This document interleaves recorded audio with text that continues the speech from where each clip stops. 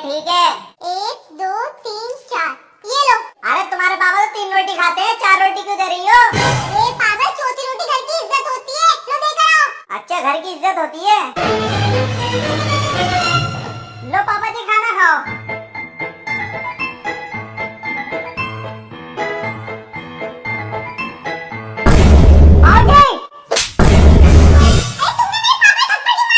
अरे तुम्हारे पापा ने हमारे घर की इज्जत पे हाथ डाल दिया।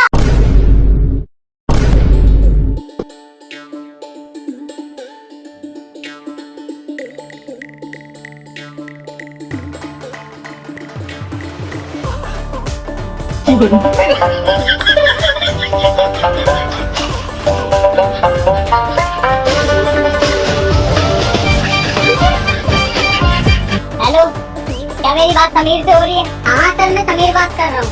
हम इनकम टैक्स डिपार्टमेंट से बात कर रहे हैं। हमने सुना आपके अकाउंट में एकदम से 10 करोड़ रुपए है।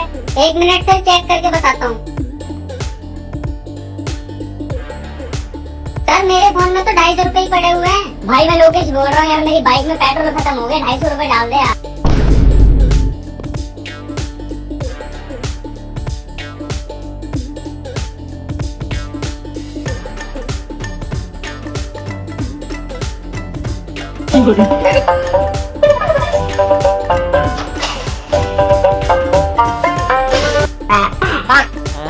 बोलो बेटा।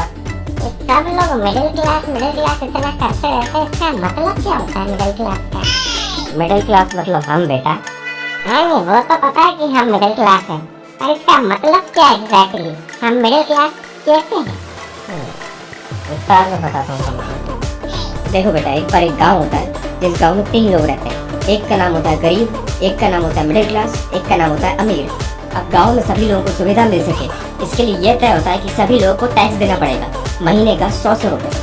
गरीब इतना कमाता नहीं है तो वो टैक्स भर नहीं सकता। अमीर के पास अपने जुगाड़ है तो वो कुछ ना कुछ करके अपना टैक्स बचा लेता है। अब बचा मिडिल क्लास, जिसको पूरा टैक्स भरना पड़ता है। Oh no! फिर तो मिडिल क्लास को पूरी सुविधा मिलती होगी ना पापा, क्योंकि वो पूरा टैक्स भर रहा है। नहीं बेटा, सुविधा मिलती है गरीब को क्योंकि वो गरीब है, और अमीर को क्योंकि उसके पास ताकत है। तो हमें क्या मिलता है पापा?